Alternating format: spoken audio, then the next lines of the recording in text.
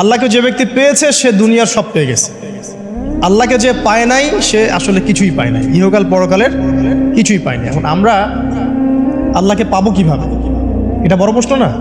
যে আল্লাহর কাছ থেকে, যে জান্নাত থেকে আমরা পৃথিবীতে চলে আসলাম, আর সেই জান্নাতে যেতে হলে তো আমাকে আল্লাহকে পেতে হবে।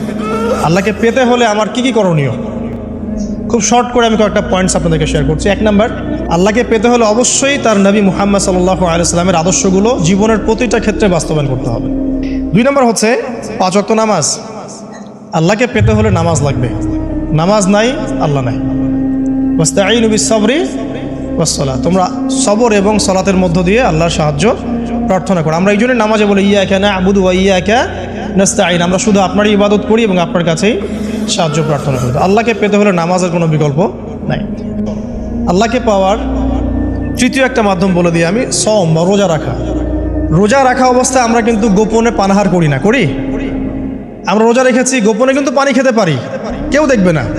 গোসল করছেন, আপনি পানি খেতে পারেন, কেউ দেখবে? দেখবে না। লুকিয়ে লুকিয়ে আপনি কিন্তু খাবার খেতে পারেন, কেউ দেখবে না, বাসায় কেউ নাই দেখার, কিন্তু আপনি খান না।